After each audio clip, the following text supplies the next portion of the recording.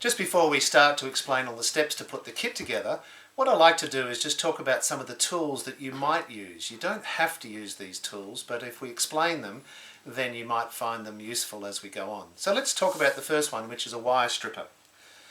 So in the kit you'll find the wires that we've provided, and they have no stripped ends to them. But there's also, we supply these, but also you may have some sort of wire stripper at school or work or at home, wherever you're doing this kit.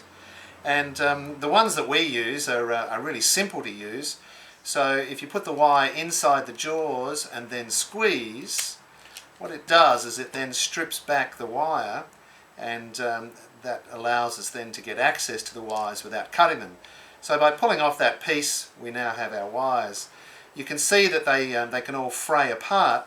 So one of the tricks that I do is if you hold the wires and then twist this other wire end of the black part, and what we end up doing by doing that is we actually twist all those wires together, so then they won't fray apart.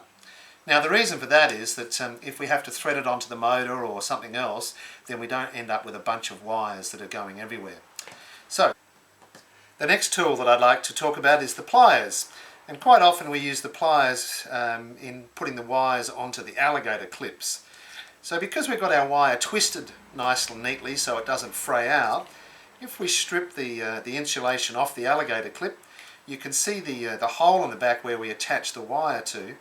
So if we poke the wire through the back of the alligator clip in the hole there, and then we bring the wire back and around to the back of the alligator clip, you can see these two teeth at the back here.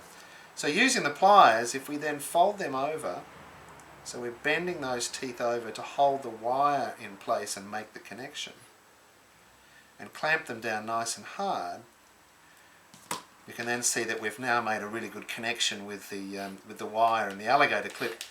And then if you feed it back onto the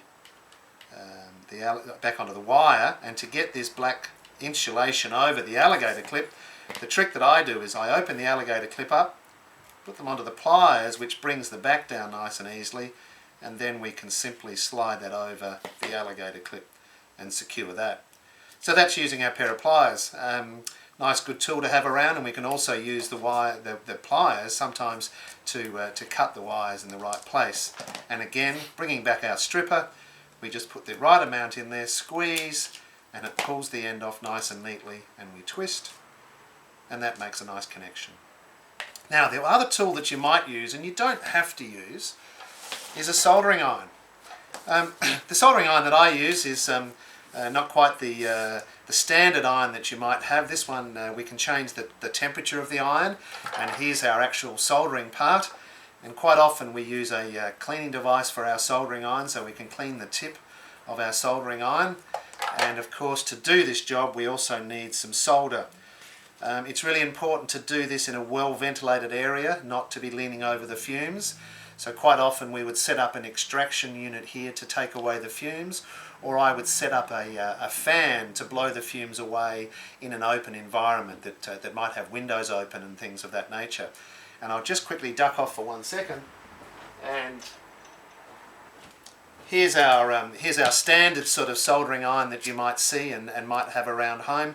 So this one just has a set temperature, but again, if you're using one of these, it's great to have a nice cleaning pad that you can, once the iron's hot, clean the tip, and it's the clean tip that you then can solder really neatly with. Now if you're using soldering irons, be really careful. Once you plug them in, the ends get hot, so you've got to be careful not to be touching anything and keeping it away. And when you put the iron down, if you're putting it down, remember it's hot, so if it touches something, it can burn other things. So it's really important, and that's why this one I like using, because it has a nice spot to then be able to put the soldering iron back in safely, so I don't get burnt and it doesn't burn other things around me. So they're the sort of 3 tools that you would often use for this kit.